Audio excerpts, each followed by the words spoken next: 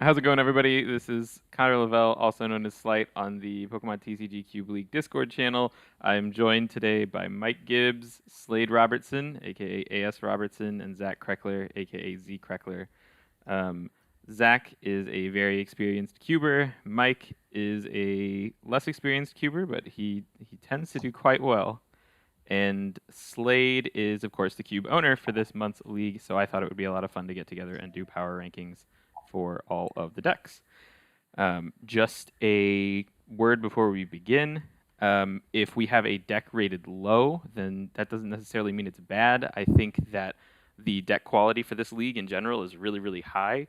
But there are things that the lower ranked decks maybe could improve on. And so we're going to talk about that, and hopefully it'll be super informative, especially for newer drafters to kind of get a broader perspective on what cards might be good, what synergies might be good, and just how to build decks in general. So, you guys ready? All right. Yep.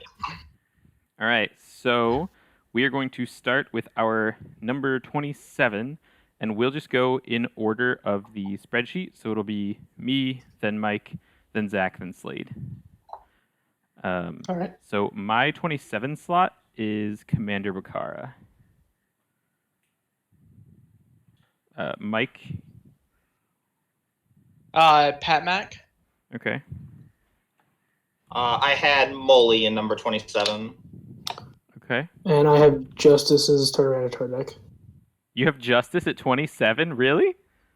I do. Wow. All right. Why? It just feels a little bit scattered to me. Like he has a weird 1/0/1 Gengar line that I don't. It's a 1/1/1 Gengar. He's a hunter. Is it one? Okay, I missed the hunter then. Yeah. It's the I think it's the Creepshow one. So he uses Darkness Howl and then he can Creepshow stuff. Oh, okay.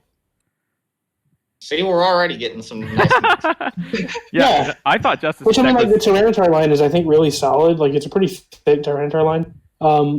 The only problem that I had with it was it just felt a little bit scattered to me. But okay. I think I don't know. Which I didn't get a chance to look at all of them very closely, like I said. But it's I don't know. Sure.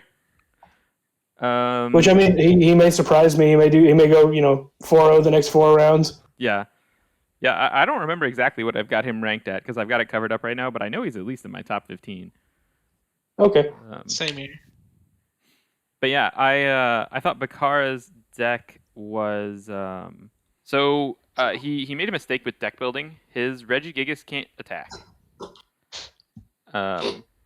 And it can never attack unless like his opponent plays a Silent Lab, because he's playing the one that can't attack unless he has both of the other or all 3 of the other Regis in play, and he doesn't have them. That's a little unfortunate. And he's got the level X, and he's like committed to it on energy as well. But since the level X just levels up on top of it, it also can't attack. So I don't necessarily think that was his fault as much as just like not being familiar with the cards. Yeah, for sure. Other than that, he's playing like a 4/1 Gyarados AO line or Gyarados Ancient Origins line, which is it's interesting and it has a lot of potential. But I didn't see a lot of ways to get damage on those Magikarps, so the strategy didn't quite come together maybe as well as it could have. Yeah, I saw he had the Spiritomb to spread. So if you ever managed to get like 10 on each, then oh, did he? If it's the Spiritomb I'm thinking of. Okay. I must have missed that. So that actually makes his strategy seem much better to me, because he's able to damage all those Magikarps. Let's see. So Zach and Mike, did you guys have any thoughts on your picks? So, let's see. So I had Molly at number 27. The deck was interesting. It's like Luxray, Gengar stuff. The Pokemon are really interesting, but it's another one where just the supporters and trainers don't really seem like it'll be enough to make the deck work. There's a lot of stuff in there, like a lot of energy-based ones. Like it's got energy pickup, energy returner, Silent, just like a lot of almost, it seems almost excessive like how many things are devoted to just getting energy, whereas there's not really that payoff in his Pokemon itself. I gotcha. So he doesn't really like benefit a ton from having all of the energy in his hand. Right, yeah, there's a ton of ways to get it, but I didn't see any real benefit for that, whereas the draw supporters and just the other utility supporters were kind of lacking. Gotcha. And then Mike, what Right. you had Pat Mac. Yeah.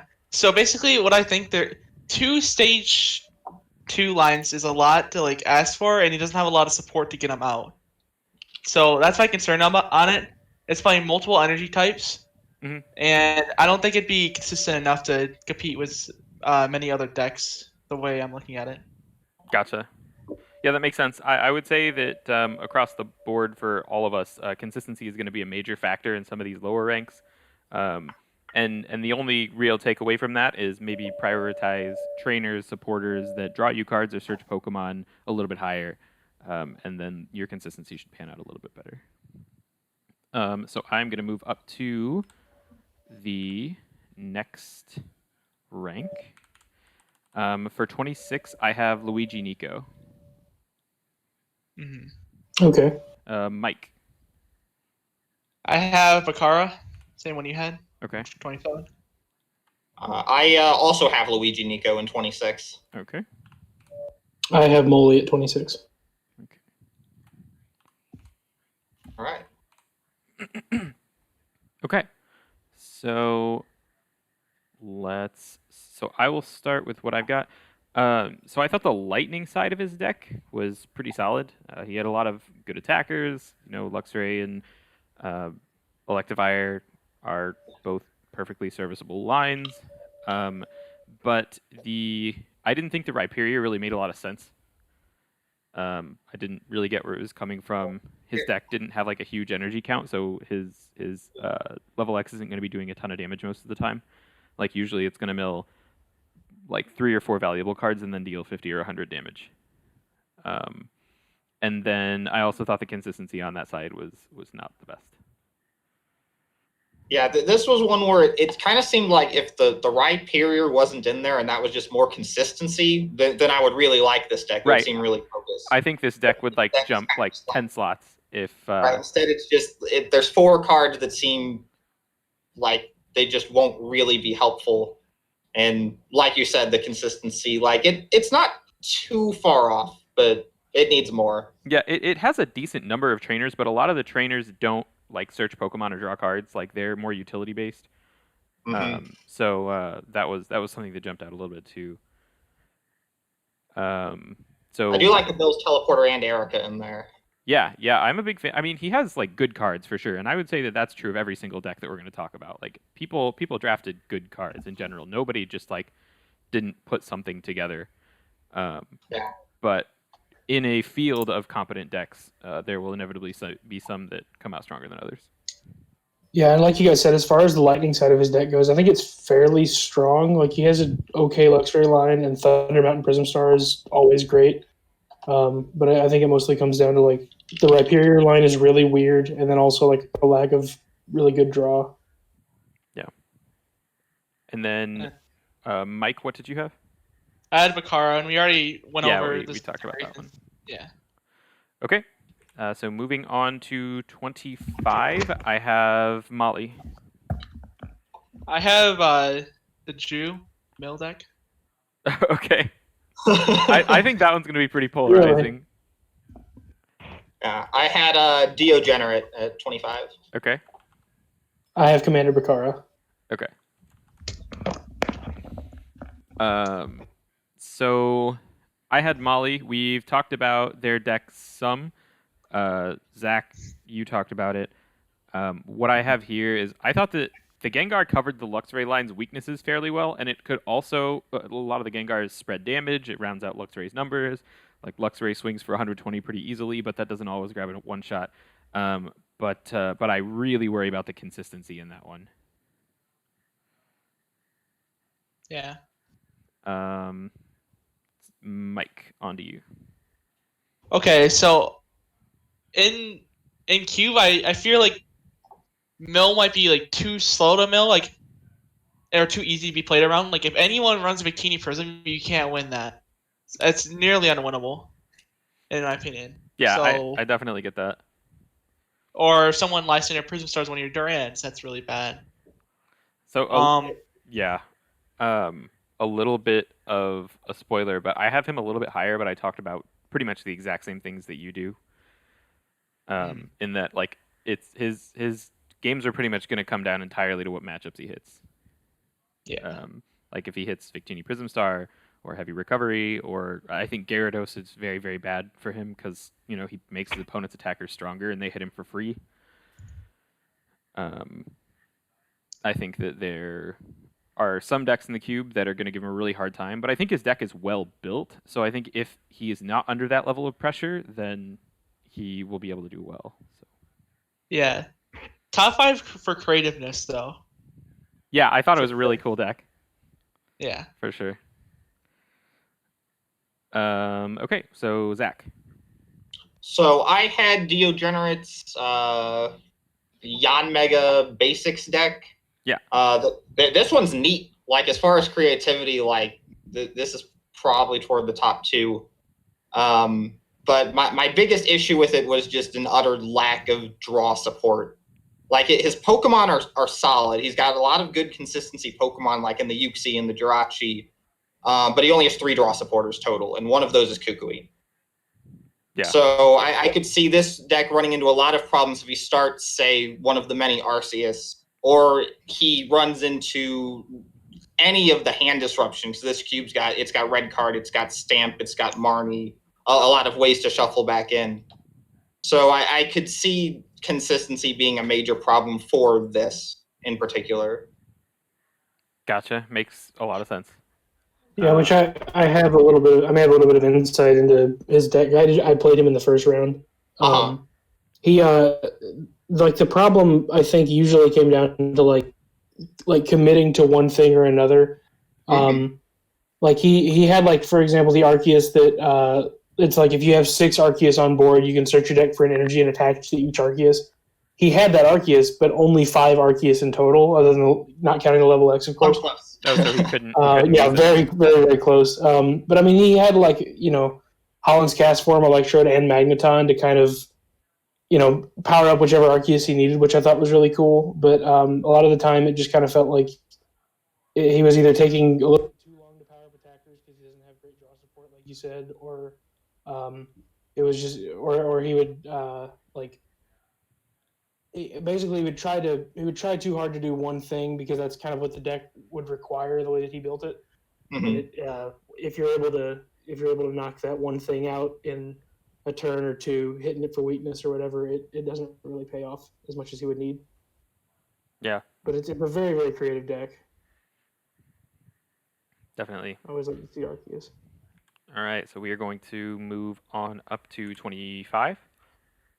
Here I have Degenerate. Or we're going to move into, this is 24 now. 24. I have Degenerate. Yeah. Yeah. Mike? I have Luigi. I don't know, or however you say that. Yeah, Luigi Nico, I think. Nico? Okay. I have Lewis 180619995. Okay. And I have Luigi Nico in here as well. Okay. So, which ones have we not gone over? So we talked about Degenerate a little bit. The only thing that I have to add to that is basically the consistency was the big thing that I hit on. I noticed he had a really, really cool combo in Jirachi Prism Star and Azelf Legends Awakened.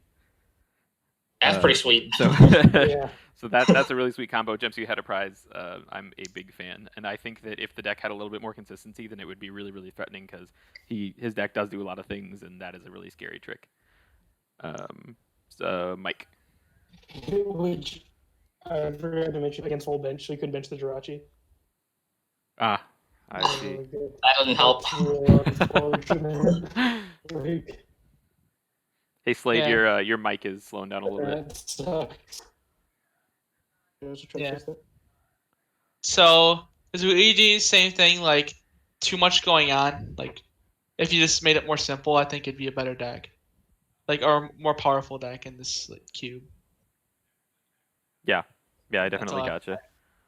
So, And then Zach. Let's see. So this is 24, so I had Lewis. This was another one where just lack of draw support caused me to put it lower. Mhm. So this one's interesting because it has Heat Factory, it has Scorched Earth, but again, I think this one actually has 0 like actual draw supporters. Oh wow. So which is interesting, and it has 2 stage 2s. I know one's Garchomp and helps get the other one, but. Mm-hmm. So that combo, 2 stage 2s, no actual draw support. It's got some stuff, so like I don't feel it's at the bottom. And I think if it does like set up, this looks pretty strong. But again, just weak Right. consistency. Right. And then Slade. Slade appears to be. I muted.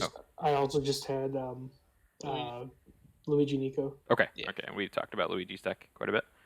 Yeah. All right. So moving up to 23, I have Odysseus. I have Luis on all the numbers. I had Jew's Durant Rhyperior deck. I have Pat Mac. Okay. So we talked about a bunch of these decks already. Odysseus, his deck, I thought that he had good consistency, but I really just didn't understand Electivire with Durant. They just don't have any synergy at all. The decks are not trying to do the same, or the strategies are not the same. I think if the deck didn't have Durant, if it just had more lightning energy and more supporters, then it would have been a lot better. Right, so I actually played against Odysseus, and it definitely like the two don't mix. It almost seemed like he had it as an alternate win condition as opposed to any kind of Strategy. Yeah, it's like if the Electivire didn't work or the game went long, then he could switch to Durant and Bunnelby, and I think he had a handiwork in there. I got But he didn't focus on either one. Yeah. The Electivire itself was pretty solid. It seemed pretty consistent. Yeah. But yeah. Makes sense. So Mike. I had Luis, which you already covered on. Mhm. Basically agrees everything you guys said. 2 stage 2s, not enough supporters, stuff like that, which makes it not powerful in my book compared to some other decks. And then Zach.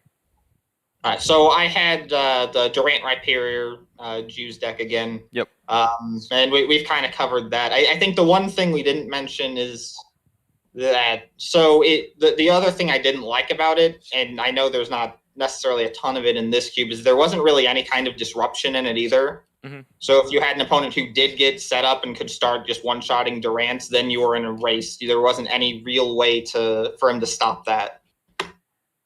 Yeah, that makes sense.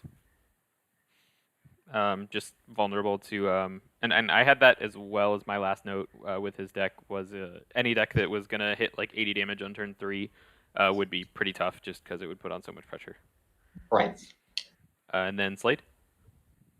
Yeah, I just have Pat Mac's Garchomp Empoleon build. I just Gotcha. feel like the Empoleon line's a little bit too thin. It doesn't really have very much draw.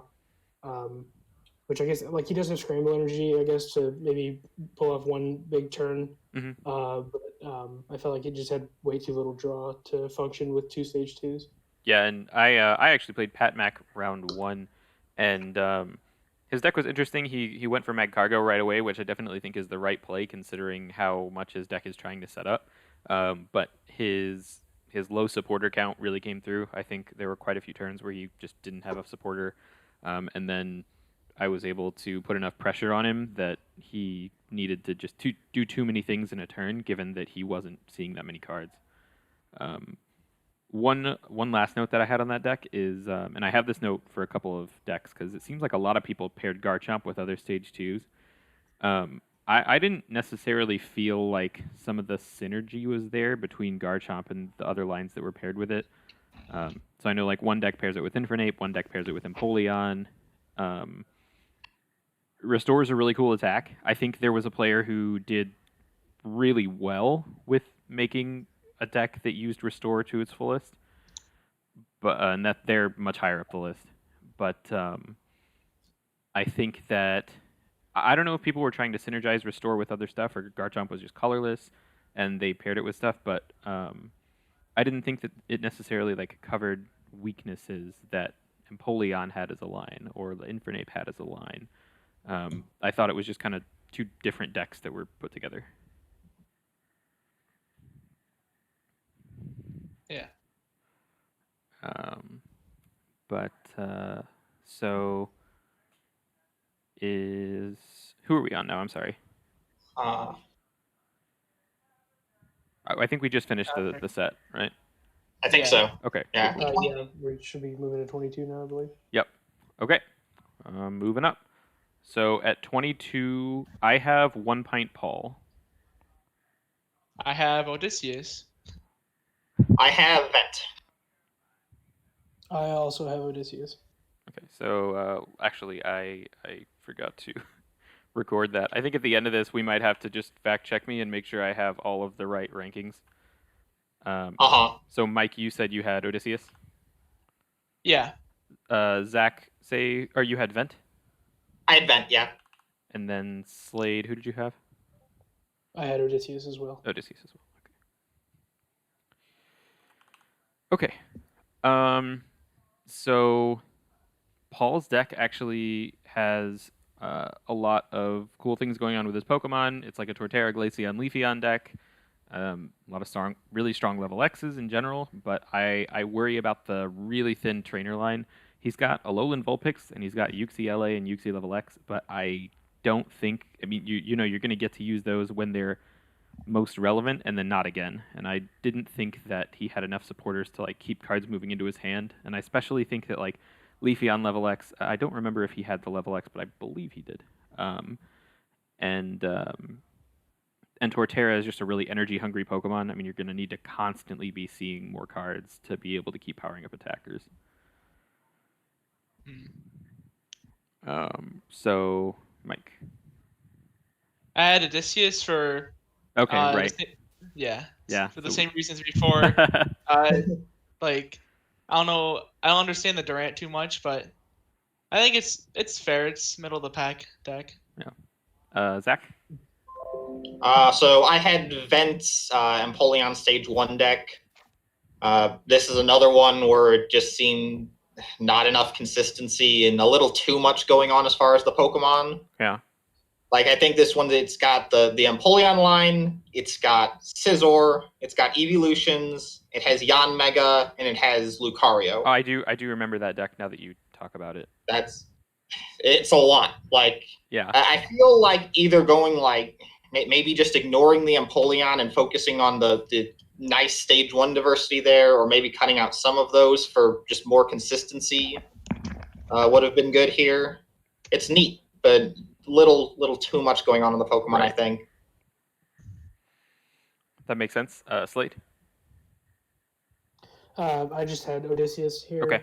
Like we said earlier, just Yep. Durant doesn't feel right. Sometimes building cube though, times get hard. You gotta make do with what you got. That's true. I definitely understand. That's true.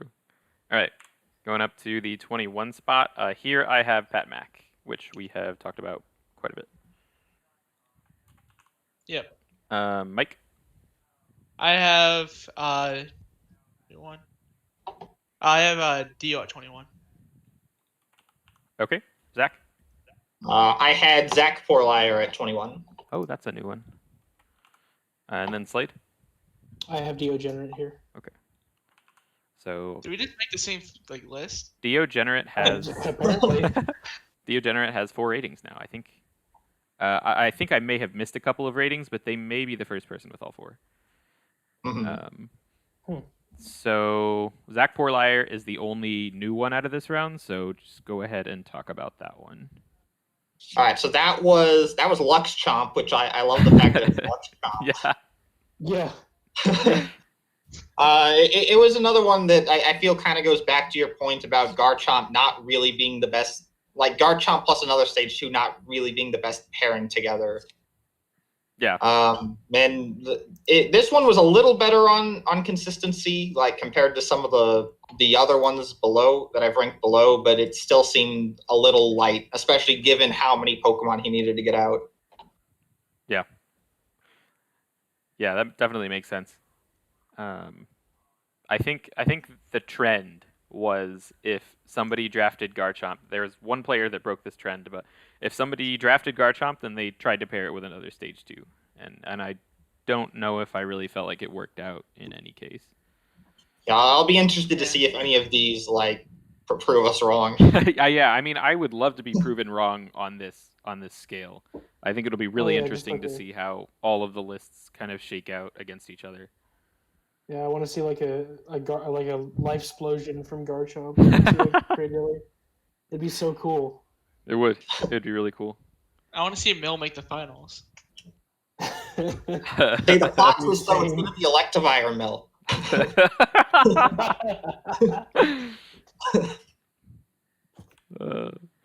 All right, moving up to 20. Here I have Vent. I have Zach. I don't know how to say his last name. Poirier. Porlier. Poirier. Right. I had Bakara. Okay. I have One Pint Paul here. Okay. So we have talked about all these players, or all these decks and players at least a little bit. The one call out that I did have for Vent's deck that I thought was good, he had the Diving Draw Empoleon, which is definitely the best one in the cube, and it might help his deck along a little bit, which is why I had him higher than some of the other decks with low consistency, but I did think that it was lacking there. And again, to Zach's point, there were a lot of things going on in this one, and it probably could have benefited from some editing, either go more heavily Empoleon or just drop the Empoleon completely and go stage 1s. Yeah. But I think everyone else we talked about fairly in depth. The person who picked One Pint Paul for this slot, did you have anything to add to what's been already said? No, not really. I liked that he had the Glaceon to kind of hit for a different weakness and stuff like that. But the Torterra line felt a little bit thin to me, and there wasn't a whole lot of ramp in it. So makes sense. All right, moving up to number 19. Here I have Zach Porlier. I have JL. Ooh. Interesting. That's a new one. I have Odysseus here. Okay. We're on 19, right? Yep, we are on 19. I have Vent. You have Vent. And Odysseus has been rounded out as well now. Yeah. As has Bakara. So. Dude, I'm just glad it's not me. So the new one here is JL. So Mike. Yeah, so I think like this is kind of like a weird pick for me. I think it might be better where I put it at, but I think it's here because when I like saw it being played, I didn't think it set up very well, and I didn't think it like achieved what I wanted to do very quickly, and I feel like it get overrun very easily. I gotcha. Yeah, I'm looking at his list now, and I'm pretty sure I have this one considerably higher up. But it's interesting that you said he didn't set up very quickly. I feel like his trainer line is pretty strong, but maybe he just wasn't hitting. I mean, he does have a lot of stuff that he wants to hit, so maybe it just kind of gets in the way of itself. Yeah, I don't know. I'm just not sold on like the deck in general, honestly. Gotcha. Like it being that powerful. Yeah. I don't know exactly what it is, but yeah. Sure. All right, moving on to the number 18 slot. Here I have Davide Sousa. I have One Pint Paul. Is 18? Yep, 18. All right, I had Patnack. I have JL's Tyranitar. Okay. Any? I don't think there were. Oh, Davi. Davi is a new one. So I thought Davi's consistency was stellar. Like his deck has all the consistency in the world. My concern was actually the opposite of what we've normally talked about as far as Pokemon line so far. I felt like it was too light. He's got like 2 Tyrannotars and a couple of Weaviles. There are just not enough attackers in the deck for him to really get through a game. And I noticed it was pretty light on recovery as well. So if he has like a bad prize or anything like that, I also thought that it was all weak to dark, or all weak to fighting, which was a bit of a concern as well. Yeah, but- that one was interesting to look at. Just because, like you said, like his trainers are great. Yeah. Like as far as like consistency and even just like utility, like he's got energy removal, he's got hammer, he's got Pokemon reversal, he's got Chaos Gym in there for disruption. Yeah. Like that part is neat. His is one where I'm not sure where the payoff is. Right, I felt like it was kind of like midway between a control deck and like a regular attacking and prize taking deck, but it didn't quite have the toolkit for either of them. Mm-hmm. He's got Sableye for days though. Oh, yeah, all That's the same guys. Yeah. Fun fact: his backup Porygon was a 7th pick in a pack, Oh my gosh. That's impressive. and I had to pass on it because my deck already had a pretty decent consistency engine that we'll get onto later. in the 5th pick of one of the later packs, 4 or 5, I got a pack with both download Porygon and Smooth Over Magcargo. Ooh. Nice. I was See, I had Slugmas and Porygon. I was just hoping I would get one of those. it was crazy. But is there anything that anyone else would like to add about their number 18 slot? I think one Giant Paul might have like too slow, kind of. Yeah. I don't know. Yeah, That's the only concern I have. Honestly. I think we pretty much all like kind of Yeah. honed in on just like the consistency there. So, but it sounds like we're pretty well good on the 18 slot. So 17. Here I have Lewis. I have Gil. I don't know how to say his name correctly. Gil. Gil. There we go. I had Joe. I have Zach Porlier.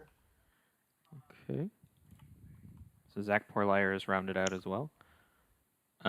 So Lewis, so interesting that you picked up on his lack of draw supporters, Zach, because I thought that he actually had a good supporter engine, but I wasn't looking at search versus draw. I was just looking at like the total count of both of them. So Gotcha.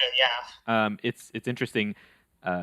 Your method of analysis definitely picked up on that better than mine did, because I wouldn't have noticed it at all, because he has a lot of search in his deck. But Yeah, he's got plenty of stuff to search out.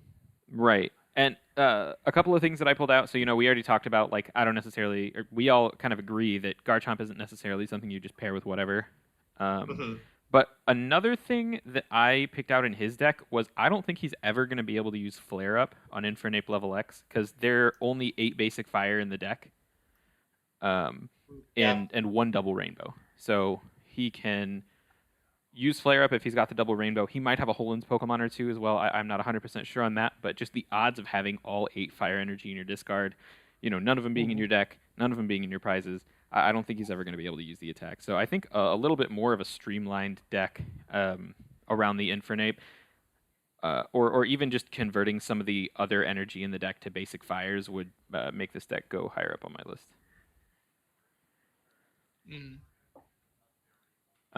So we have a couple of new ones in this slot. We have Gil and Joe. So we'll start with Gil. Okay, so in total he runs 8 different named energy, but 3 different kinds of basic energy also.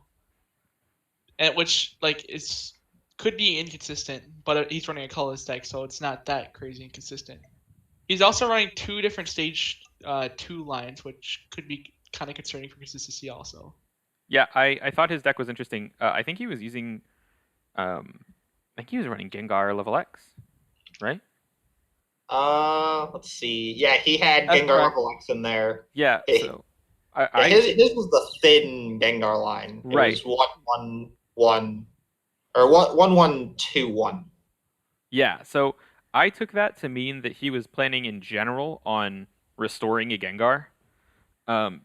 and trying to take advantage of Compound Pain, because Garchomp level X does synergize really well with Compound Pain as an attack. Just leveling up into Garchomp, flipping a bunch of coins, getting damage. I mean, even if you only get one heads on your opponent's board, you can Compound Pain and it deals like 150 damage, which it seems pretty good to me. But yeah, that's an interesting angle, Mike, for sure. He did have a couple of things going on, and I didn't actually notice the 3 different types of basic energy, but that's interesting as well. So on to Joe. Somebody pick Joe for this one. That was me. Okay. So Joe, let's see. Joe was the Luxray Electivire Evolutions thing, which I think this was one where, again, this is going to sound familiar. I didn't think that his trainer support was enough to work with all of this Pokemon. Yeah. Like, his Pokemon, I think, are pretty solid. I might have gone a little lighter on Luxray. But the Electivire Eevee, because he got the Turned It Fire, Turned It Water Eevees, I think that's really good. But yeah, just, again, weak trainer stuff caused me to put it lower rather than higher. Yeah. Yep, makes sense. I don't remember where I have Joe on this list. I did like a lot of the synergies that were going on in his deck, so I might have him a little bit higher. But Right, yeah, it was one where it's like it seems like it would either be like really good or like kind of slow. Gotcha. Hmm. That makes sense. All right, so moving on up to 16. I don't think we had any other unique picks that round. For 16, I'm sorry, Slade, but I have you for 16. No. And I have Justice for 16. I have One Pint Paul. Okay. I have So- Lewis, the Infernape Chump. Yep. So Lewis bunch of numbers. most of those were completely covered. Tell So me I'll your just thoughts on my tell me your thoughts on my deck. I just talked about Slade's. I thought it was like a solid, consistent deck, but it was missing a few of the pieces that really push an evolution deck and make it a lot more powerful.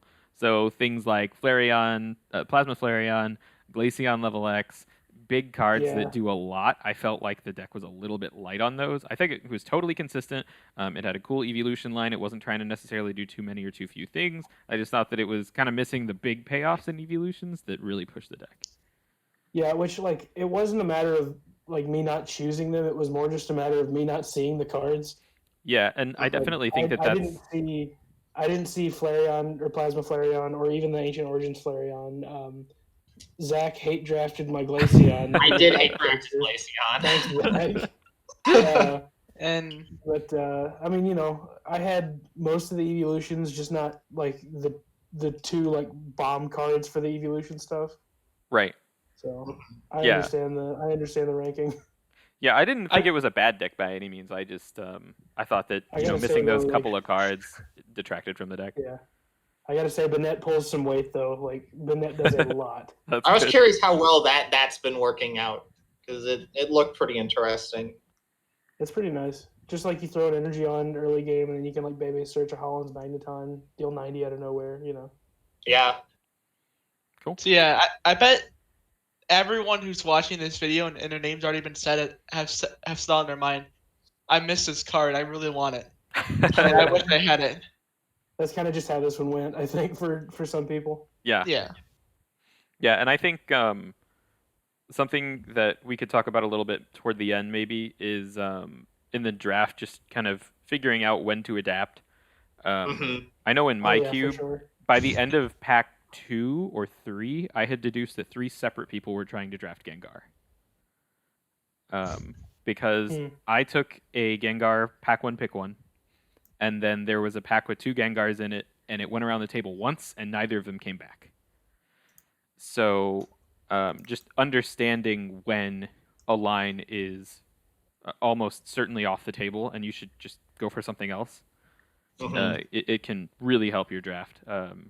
An extension of that too was like there was Ghastly and Haunter in the first pack, and I noticed that they got snatched up first time around the table. And I'm like, okay, well, somebody is very, very strongly on Gengar, so I'm really not going to try that hard for it. Yeah. Stuff like that. And we can That's a get very more into important it. skill to have. Yeah, Thank we can you. get more into it a little bit later if you guys want to, but that's just something to think about. Is an extension of Mike's point, and I think it definitely comes with experience, which is hard to hard to just create on your own. Yeah, especially when the Cube League jumped from 6 to 8 to 24 consistent in Yeah. 1 month. Yeah. It, what, tripled in size? So there's Yeah. a lot of newer players or more people who are inexperienced as Cube, which is great. That's fine. Yeah, our largest one ever before this was it was split into 2 pods. I think it was 11 or 12, and then last month was 22, and then this month was 27. So yeah, We're on pace for 32 next month. yeah, definitely we are. Great. It'd be great for everything but my wallet. All right, going up to slot 15 here, I have Chimerex. And I have Robinson. Sorry. Well, I mean, I'm not getting wheeled out so early. I have me higher than this. I had Querts for 15. That's a new one. I have Davey here. So, Mike, if you'd like to talk on Slade's deck a little bit, add anything that we hadn't said before. I don't think it has a lot of really good cards in it, but I don't think it has any game defining cards that's super good, that's broken or anything like that. It's just a decent all around deck. Yeah, so kind of the same points we got at Yeah, before. It sounds fair. like. Yeah. I didn't get my red boy. And then Zach, you had Quartz. Tell us about that. Yeah, at this point, I think we're kind of getting to the decks that are almost just like the average generic, there's nothing like that I would really say about this deck that's this desperately needs improving, but there's also nothing that I think really pushes it over the top. This one is interesting because it's got Rock Guard in it, and I think that's pretty neat. Yeah. I think that card alone. yeah. He's playing Quartz's deck is Torterra, right? Yeah, his is Torterra. Yeah, It's, the Rock Guard was the one reason I put him higher, just because that card is really good. Same actually. Quite a bit higher, actually. Rock Guard does so much for him. I definitely think that Rock Guard could be removed from this cube after the. I mean, what am I going to put in? Crystal Edge? I mean, I got to have 80 specs. Victory piece. I guess I could do Victini Victory piece. That could be cool. Yeah. Slade, you had Davi. Yeah, I mean, we talked about him a little bit before. Yeah. He just kind of had a thin Tyranitar line, and it felt like it could kind of be overwhelmed if it didn't do a ton of things really early on. I did like the heavy boots in it, though. I think that's kind of cool. Yeah. And the 4 Sableyes, of course. Definitely makes a lot of sense. All right, so we are moving on up to 14. Here I have Piotr. Here I have Joe. I have Davi at 14. And I have Gil. So we're actually starting to get to the point where a lot of us are starting to disagree. Right. Here I have Piotr because he has a really strong evolution core. He has a good Empoleon line, but he is missing Diving Draw Empoleon, and I think that that's a big reason to play Empoleon. Mm-hmm. Empoleon level X is a strong card, and the Leafeon level X I thought was great in there because Empoleon can be a little bit slow because it needs a couple of attachments, but Leafeon speeds that up a lot. Yeah, Leafeon level X was pretty cool in there. I put that the trainer line was a little thin, but had a lot of high quality cards. So it didn't have quite as many trainers as I wanted to see, but or at least most of the trainers in it were very, very good. This one had a thick energy line, which I liked a lot with Leafeon level X. I think that people in general are playing too thin energy lines in their decks. I saw a lot of 10, 11, 12 energy decks, and I think unless you have a lot of draw or your attackers don't need a lot of energy, then you might have an easier time going up to like 13, 14 in cube. So I really like the 15 energy as well. So we had Davi, we've already talked about pretty considerably. Mike, who had Gil this round? I had Gil. Oh, Slade, you had Gil. Okay, could you talk about that a little bit? Yeah, sure. I felt like it was. I mean, I really liked his deck idea, like the concept. I liked the. He had, I believe, it was Gengar and a couple other stage twos with Restore Garchomp level X. I thought that was really cool. But overall, it just feels like there's like he's running 4 fighting, 3 water, 2 psychic energy. Just a few other like random special energy. Like you just said, the energy count in some of these decks feels really low, and I think that his is certainly one of those decks. Maybe it can mitigate it a little bit with Scramble Switch that he's got in there, but Yeah, for the most part, I felt like it was just a little bit low in energy. Yeah, his deck did have quite a few special energy. Yeah. So it looked a little bit lower than it was, but I definitely see where you're coming from. And then someone said Joe. That's me. Could you talk about that one a little bit? Okay, so I think this deck has like a lot of supporters, but a lot of them are only like okay supporters. Okay. That makes sense. Like it's not like a lot of like other than Cynthia's Feelings and maybe Acerola, I don't think any of them are like super good. But yeah, it's a really simple engine that I think is decent, and that's what I think this deck is decent. I had it lower until I recognized Guzma, and I raised it up a few spots. Yeah, Guzma is definitely a card that'll jump your deck up a couple spots. So that's why I had it here. Sounds good. Moving up to. So I guess was that. I think I messed up my ordering at some point because That was 14, I believe. So that was. Yeah, that was 14. I think. We're moving on to the top half. I think I may have skipped somebody at some point. I have Ju at 14. We've already talked pretty considerably about Ju. So did I? No, I think I just recorded all of them and then forgot. On your spreadsheet, it looks like Ju's 13. Right? Oh, you're right. Ju is 13 for me. I was looking at my row count and not my ranking, so that was my fault. Oh, good. Okay. So now we're on to 13. I have Ju, as I've already said. Mike. Surprise, surprise. I have Molly. Molly. Okay. You have Molly this high? Yeah. It was Interesting. one of those picks. No disrespect to Molly, though. I'm sure you're a great player. I wasn't a big fan of the deck. I had Chimerex. Okay. Yeah, and I also have Chimerix here at 13. Okay. And this is a strange question. Zach, could you give me your 24th again? Because I think I misentered yours. My 24th was Lewis, bunch of numbers. Gotcha. Okay, so I did have that. For somebody, I put 24 for your name, but we'll correct it at the end. So I don't think we had anybody this round that hasn't been talked about. Yeah. I do want to ask Mike, what motivated you to put Molly so much higher than us? I don't know. I just like all the different power cards. Like Gengar EX, I think it's a really good card for being a one prizer.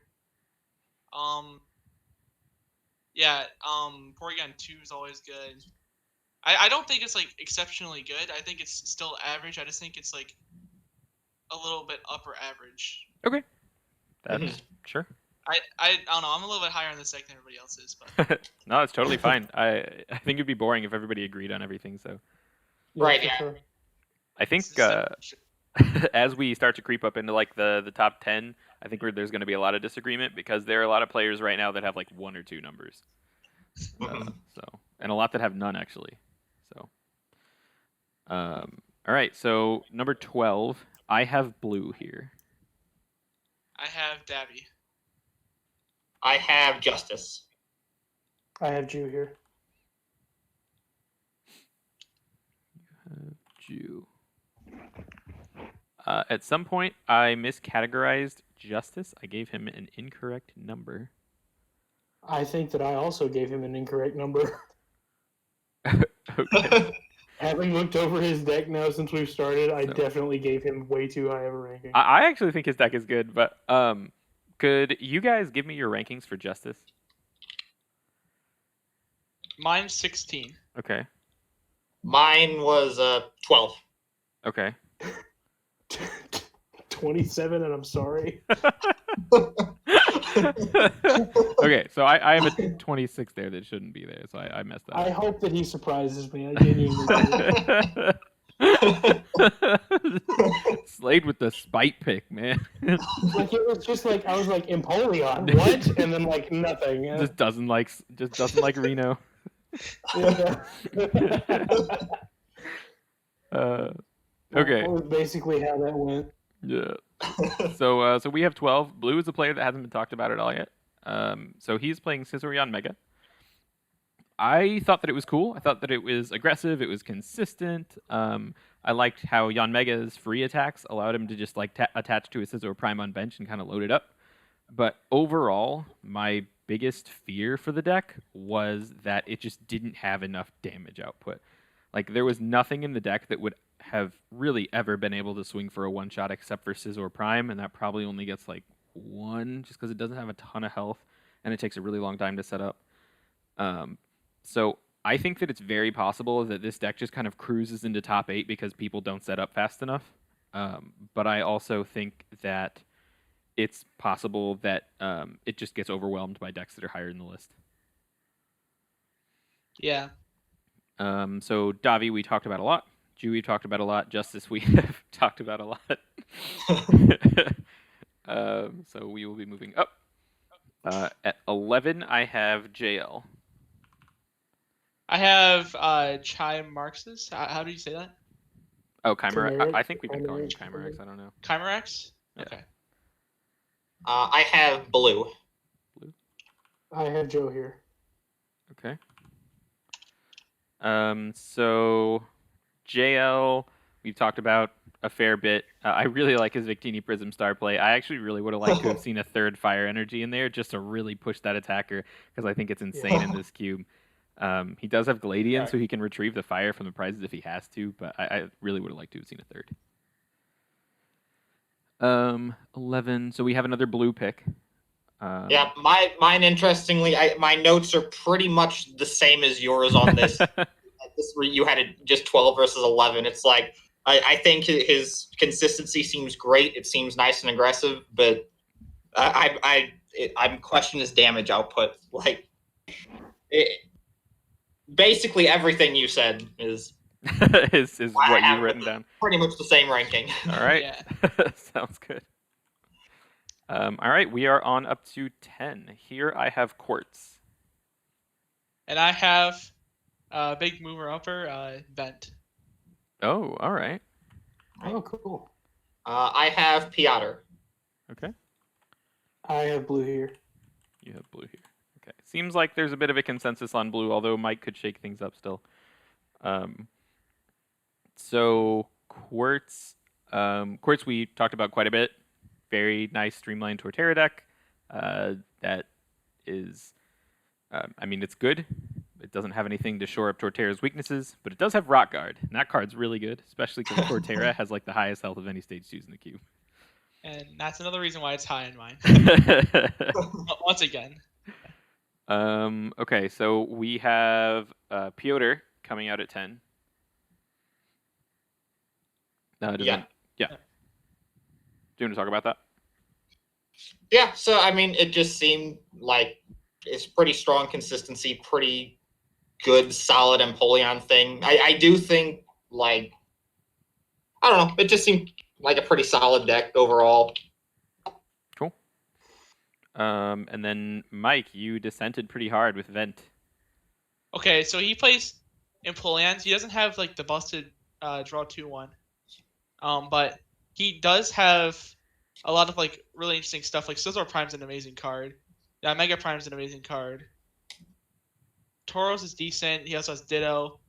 He has a lot of like really nice stuff in here, like teammates. Chorus is good for the mirror. Yeah, So you stuff think like that. It makes me want to put in the top 10 just because it has a good focus on Empoleon and a lot of other good stuff. Gotcha. So you think that that the average power level of the cards in the deck can overcome like the consistency hurdles? Yeah, I do see the consistency problems like a lot, but I think if it can figure that out, it can be a contender for top 8. Honestly, Sounds good. I wouldn't bet on it, but maybe like It's it could it's a definite possibility. Yeah. So 9 here. I have Joe. I have myself. Ooh. I have A.S. Robertson. I'm top 10, baby. Let's go. I also have myself. Man, Hey. Zach and Slade, you guys made really similar lists. Oh yeah, Mhm. we agree on me. That's one thing. So this one, Joe, actually, I want to address a little bit more just because he has a huge spread. He has 17, 14, 11, 9. So it seems like nobody Alright. really agreed that much on him. I thought he I had a really great. like his lightning support. I thought he had a great consistency line. It had a pretty clear goal. Like you want to use Electivire, you want to use Luxray. I put that it's for me it's one high damage attacker away from being in the top 5.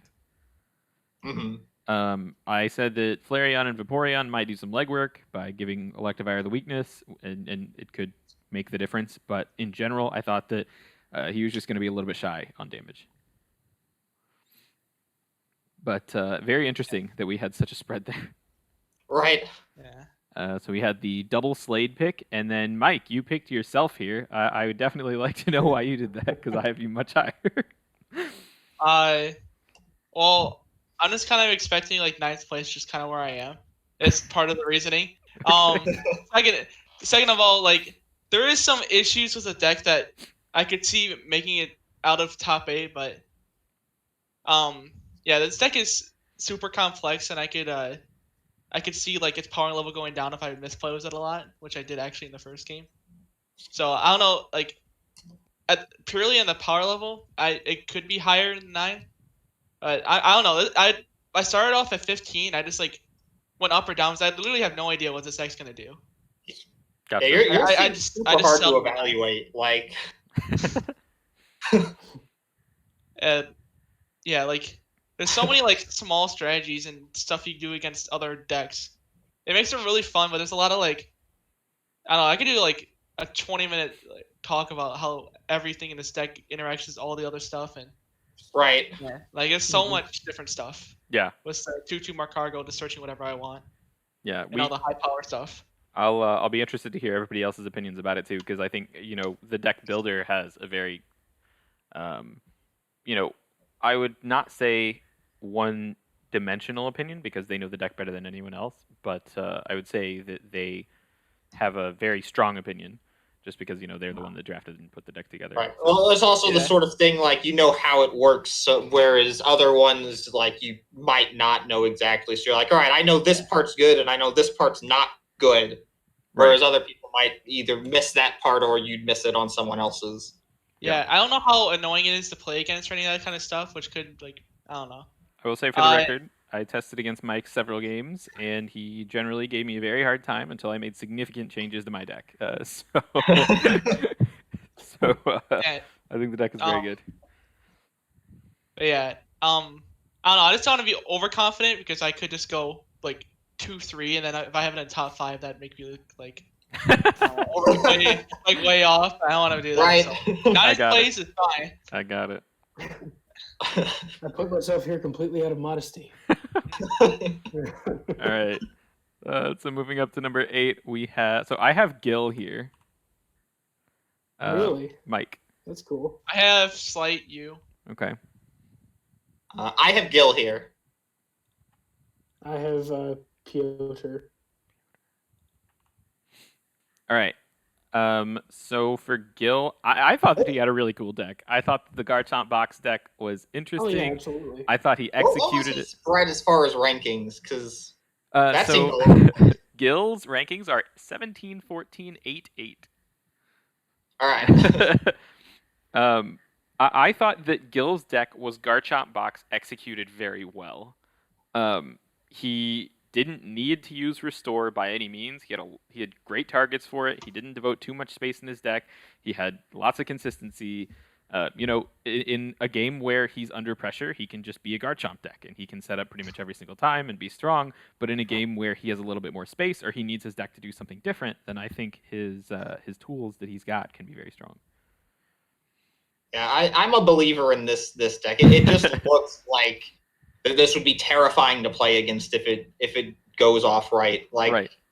I like how it's the Garchomp, and then he's got multiple good options for that. I like that he can use the Gengar potentially even without Restore. Yeah. But that combo just sounds disgusting to me. And then his consistency was really solid. Like, he's got Uxie, Mesprit, solid trainer lines. I could see the energy being interesting, but overall it just seemed really good. Yeah, definitely. All right. So, Mike, you've got me at 8 here. Tell us why. Okay, so, so I think this deck is good enough just to make top 8 just straight up, and it's just like it's pretty streamlined. Has a lot of counterplay to a lot of like decks it doesn't like to play against, like the Evolutions. It's like tech against Apollyon, which is a bad matchup. Yeah, I like all the different options the deck has that makes it put in my top 8. Gotcha. What I bet you'll have more to say on it. what about it? So I'm curious here. Which parts of it would you say are like not quite as good as the decks that are higher? It could be too slow or not high enough of a damage cap, depending on what deck, or not tanky enough. Gotcha. Some decks just do that better. Sure. Yeah. Sounds good. Okay. So moving up to 7. So actually, the widest spread of the entire competition is by far Justice. I cannot begin to apologize enough. I'm sorry if you're listening to this. His spread is 27-7. Absolutely on my part, dude. Oh man. I don't have a lot of time. It's been a long day. Not within your eyes, like. Mike. I actually have blue after I played him. Okay. I think it's very. All right. I had JL. I have Quartz here. Okay. So we've talked about Justice a lot. I have a very few notes written about it. I just think that the 1/1 Gengar line, it plays well against Tyranitar's weaknesses. It plays well with Tyranitar's strengths. Creepshow, really, really good with Darkness Howl. And yeah, that's all I've got to add to the discussion, but I think the deck is really good, and Slade, you're wrong. You're correct. I'm wrong. I'll take this L. All right. So, Mike, you have blue a little bit higher. You've played against him. Talk about that a little bit. Okay, so his deck is so fast. Like, 2 out of 3 games he had Scizor Prime is 200, he's hitting 70. Like, so I never like it made me not be able to set that fast. If I wasn't playing Bench Bear, I definitely would have lost because of his Yanmega Prime sniping. Gotcha. I think it's like a lot of evolution decks might be too slow to handle it. Like, it could just steal wins off of just sniping all the like small stuff if they don't have Bench Barrier. Bench Barrier is the biggest thing that like pulls this deck back, honestly. Makes and sense. it also has Scizor Prime, which can take one shots, and there's a lot of special energy in this cube that people want to play. Gotcha. Which, which that can block. JL actually has a very wide spread from 19-7. Yeah, I had the other Tyranitar deck here. Yeah, no, I just thought it was a pretty solid, just really good core, had really good support Pokemon, pretty solid trainers. I like that he had multiple energy acceleration in Dark Patch and then also in EXP Share. He also has Rock Guard, which is just good. So that had me put him up here. Yeah. So we've talked about 3 of these. Quartz is the last one. Yeah, I felt like he had really solid Torterra lines, decent supporters, not like insanely great supporters, but pretty decent. And also Rock Guard. Rock Guard does a whole lot for Torterra. Seems like Rock Guard is a trend as we move up Yeah, this list. tip for future Q. Draft Rock Guard. Yeah. Draft Rock Guard or take Rock Guard out. All right, for 6, I have Space Shark. Same here. I have Mike Gibbs. Okay. I was hoping we get 4 Space Sharks. I got Space Shark also. All right, Like a seems real like And we're so six. close. I had Space Shark at 5. Oh, come on, Zach. So I guess we can all kind of get together and talk about Space Shark's deck here. Right. Yes. Might as well all cover it now. The 6. So the first 6 words, the first sentence in my notes are, "Now this is a trainer line." his trainers are crazy. His deck, really? it's just super streamlined. It knows exactly what it wants to do. My biggest fear with it is just weakness. It's like all weak to the same thing. So if it hit a dark deck, I'd be really surprised to see it win just because it's all weak to the same thing. It doesn't have any like weakness guard energy, anything like that. So it's just going to be eating twice, plus 30 to twice as much damage, however much weakness it has. But that was really the only thing bad I could say about it. Yeah, this deck is insanely consistent. Agreed. Yeah.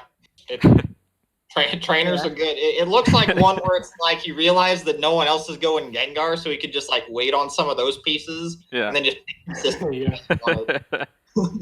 Yeah, it's a Gengar deck, by the way, and it has a lot of consistency. Right. Thanks for chiming in, Mike.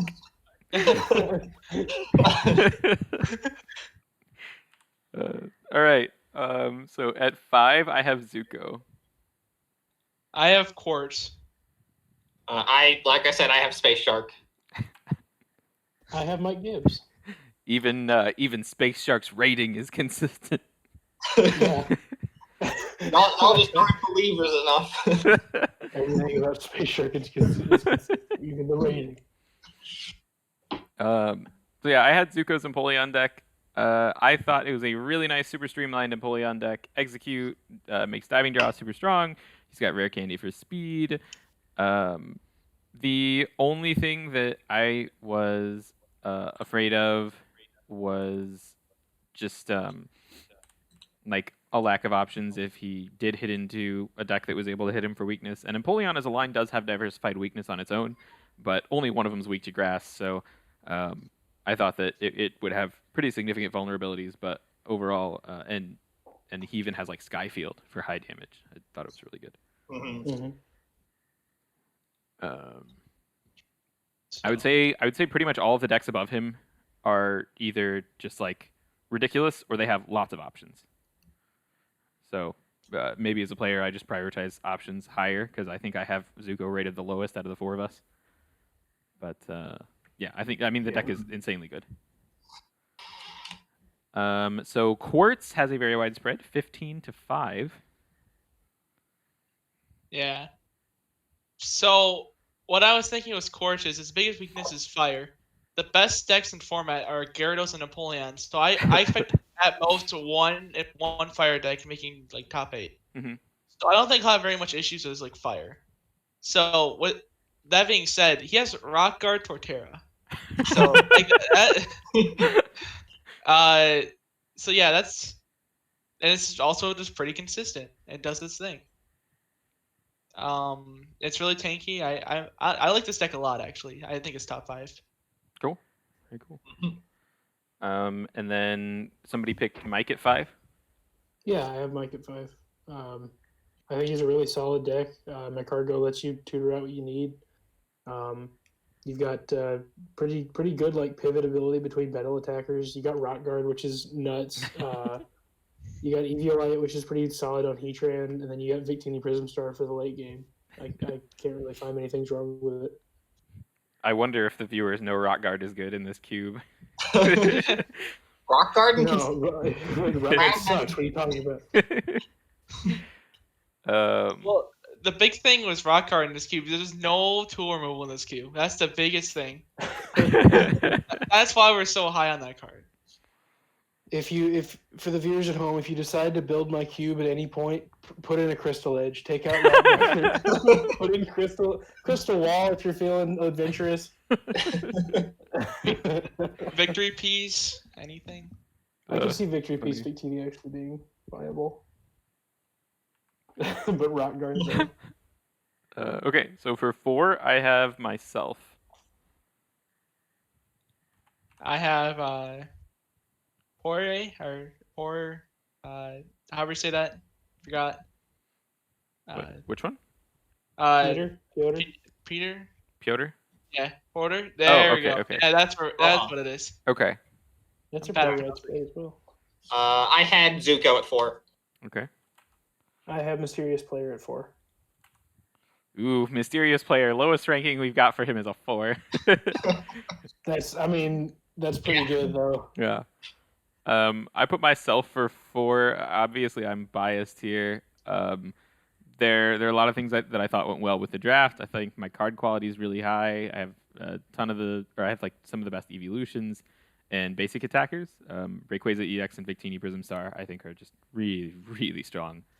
And then Leafeon Level X synergizes with the high energy requirements and payoffs and that kind of thing.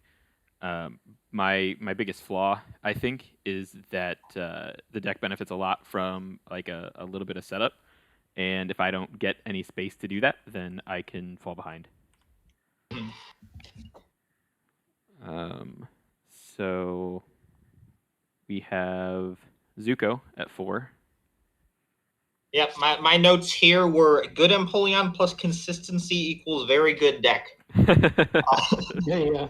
Like, it just really streamlined, really good-looking Empoleon deck. I think with how it looks, I think it will probably be strong enough to where it'll just win games based on that strength, even though, like you said, there's not a lot of options. Yeah, and I definitely think that is true. Like, just the deck in itself, super consistent. I think that the Skyfield option really gives it a lot of space against bad matchups that just now it can hit, like, instead of 120, now it can hit 150, which is... Right, and like there were like a solid number of decent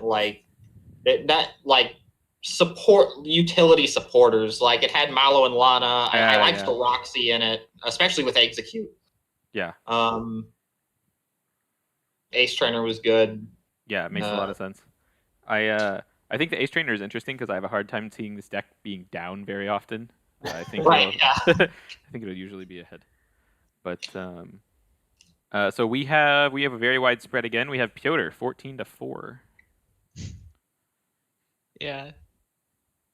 So yeah, in this deck it plays Empoleon, which I think is just so good. Has a lot of options and fairly consistent. I think at high power level. And yeah. I think it's a pretty decent Empoleon list. Gotcha.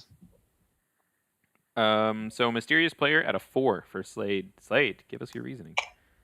I mean, it's Gyarados, Yon Mega. It's I have in my notes, aka no energy required. It's pretty cool. It's energy efficient. It's just car edge at this point, I guess. But it's I don't know. It just feels like you can do so much damage for such little energy. I mean, it had to be at least top 4, I think, for everybody. Yeah. I mean, that was the I think lowest you're the rating. lowest at 4. Yeah. Like, it's like I only have him at 4 because I think the other 3 decks that I have for 1, 2, and 3 are just like so good. But I would have him higher if those other 3 weren't nuts, in my opinion. Mm-hmm. Makes sense. So yeah, just it goes real fast for very little energy. All right. So for 3, the number 3 slot, I have Mike Gibbs. I have Mysterious Player. I have Slight. Hey. I also have Slight here. All right. So going in order, so I think Mike's deck is really good. Probably one of the most creative decks in the event. Just has a ton of really high power level cards that are easy to get into. Mag Cargo and a really strong trainer line to smooth it out. Rock Guard, Rock Guard is really nice. Every attacker can be a threat in the right matchup. Only thing that I'd really worry about with this deck is an opposing deck that can race it on energy attachments. I think that if the deck falls behind on energy, most of the strong attackers do require like at least 2 turns of attachments, so it could struggle there. So then we have. I lost. So we have Mysterious Player at 3. Anything you would like to add? Crazy good deck. I think it's really interesting how it's felt like. Oh no, energy costs, like that's really good. Sniping early game. The Yon Megas can buy time for you to figure out your Magikarps in the discard, and yeah, I think it has great synergy. Guzma's a good card. Mhm. Yeah. Makes There's a of lot sense. of really good stuff in here.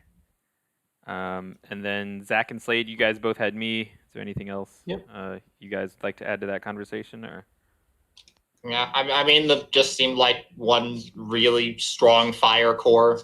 Like, I have a feel. It seems like if that deck, like, once it gets set up, it should be able to deal with pretty much everything. Yeah, I agree. Solid Infernape lines. I mean, you got Victini Prism Star and Evolutions to clean up. Leafeon accelerates.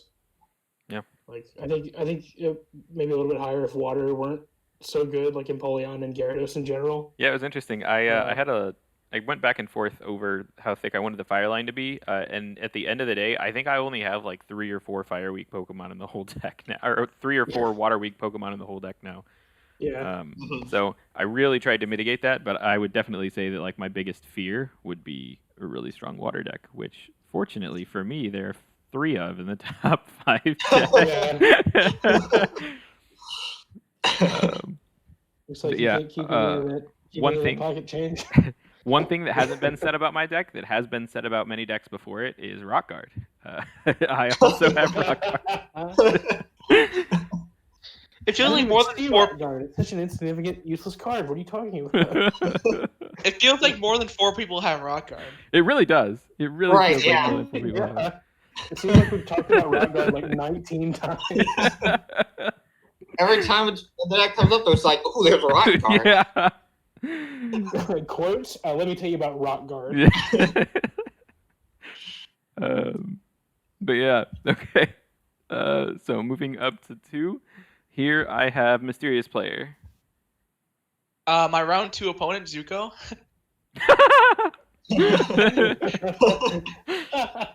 I actually have Mysterious Player for round 2 as well. Oh, jeez. I have a Mysterious Player at number 2. I have Zuko here. Okay. All right. Pretty much. All Yeah. agree. So- We One, can say number 1 and then. yeah, I think number Worst. 1 is pretty clear. One thing that I have to add about Mysterious Player's deck is I actually think that it's worse than the other Gyarados deck because of the non-Gyarados parts of the deck. I don't think that they make it better. He's got like great consistency. He's got a ton of discard outs. I think if he just like pushed it, then his deck would be better. Yeah, it's interesting. I really love the idea of the like no attack Yon Mega with the no attack Gyarados. Yeah. Like that just sounds wonderful. I think like for me also playing Gyarados, spoiler. Like I would have drafted the Yon Mega kind of with the goal of doing the same thing but it was in the same pack as one of the Legends Awakened Gyarados. So Gotcha. I passed on that. So So you're talking the Stormfront one, the Tail Revenge Gyarados? yeah, Stormfront. Gotcha. Stormfront. Just wanted to make The sure for one the that viewers. attacks for nothing. Yeah, for sure. But otherwise, this list just it does seem very just strong. Yeah, ton of good cards in it. Like it got 6 Magikarps. So I think that it is quite clear who the last player is, considering I have a sheet pulled up with all of our aggregate ratings, and Z Kreckler is the only one with none. Oh, yeah. I'm really glad I'm not the only one who put myself in one. I was like, this seems kind of. In my notes for this, I have all gas, no brakes. This baby can hold so many Magikarps.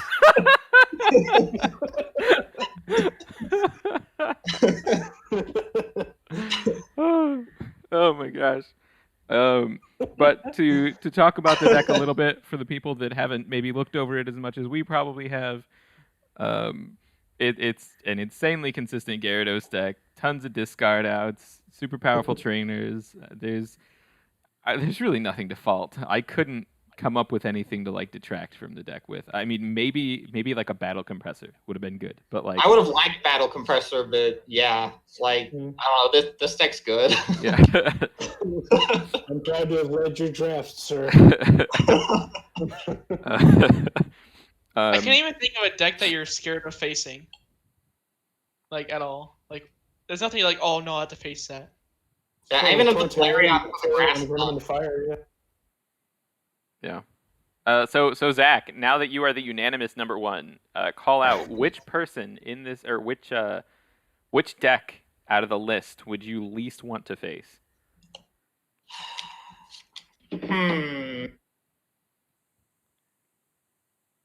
See, that's tough. I don't necessarily want to face any of the spread just because that takes away one of my Gyarados options.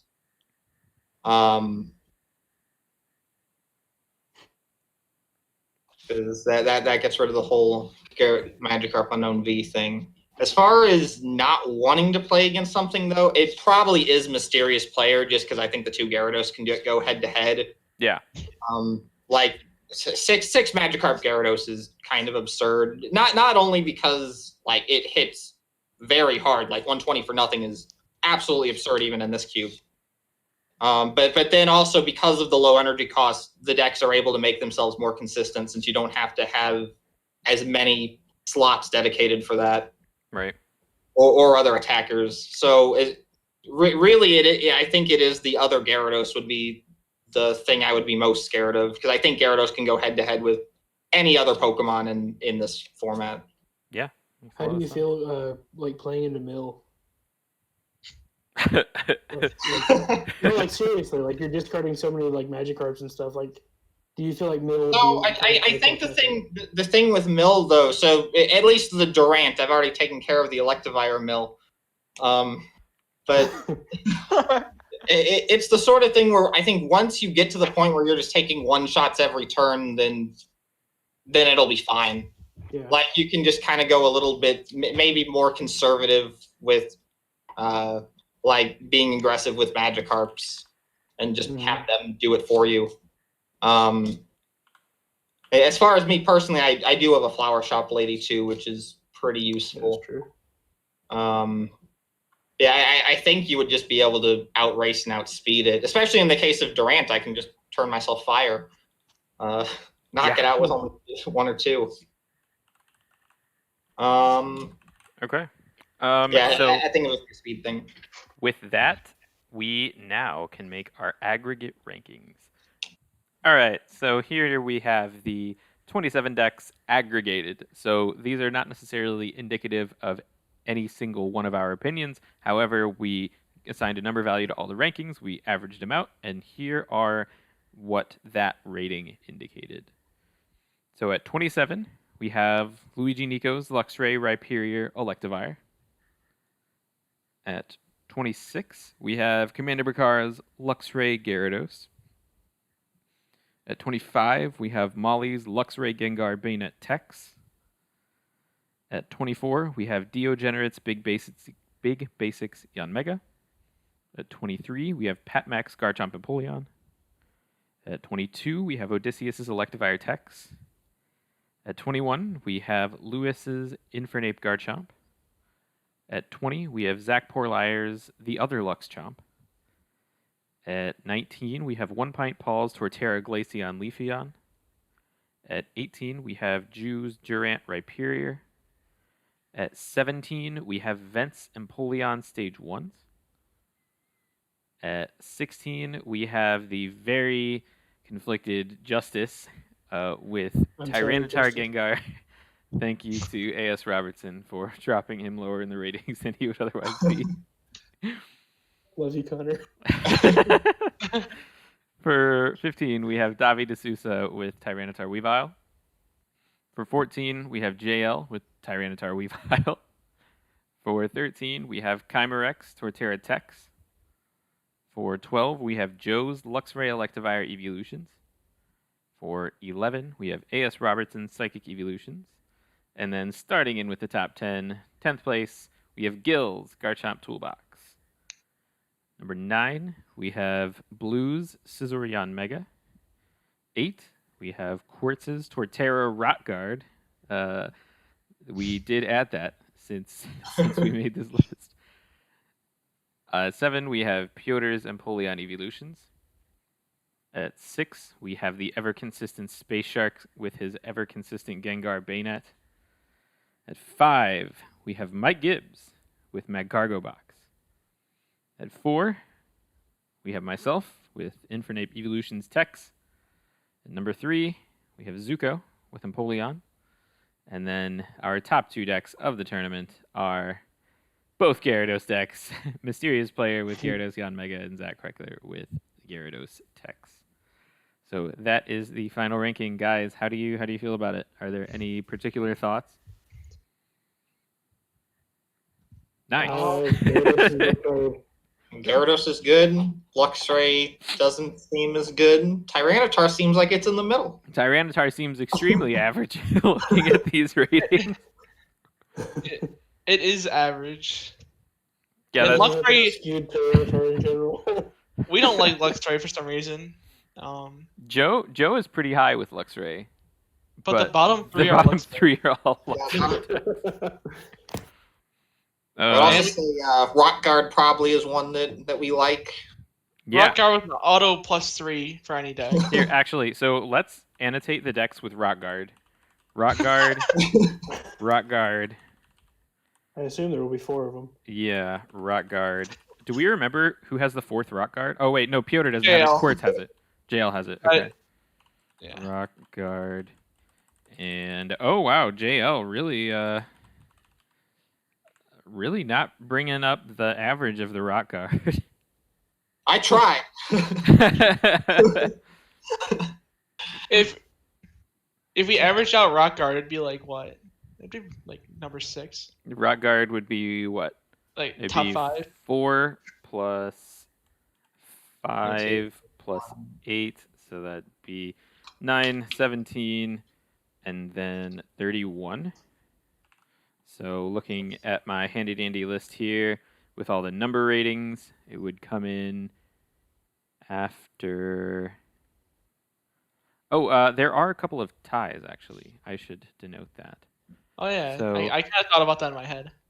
The ties are Space Shark and Mike both have 23. So they are going to be tied for 5th. And then we have another tie. I believe there were only the 2.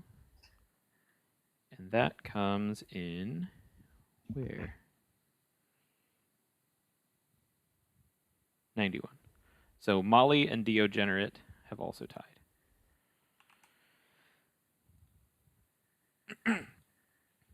So yeah, 31, going back to that. We are looking at, so what's after 23? Anything? 24. Thank you. It's interesting. So I had to, man. Sorry. after Space Shark is Piotr, and the gap there is 23 to 36. So that's like a huge gap compared to Wow. the gaps Wow. before it. So Rock Guard would be in 7th place after Space Shark and Mike. Yeah, Rock Guard. Thank God the Gyarados didn't get it. Also, Oh yeah. Yeah, for sure. they didn't. And yeah, This little cube, it's going to be Gyarados versus Rock Guard versus Empoleon.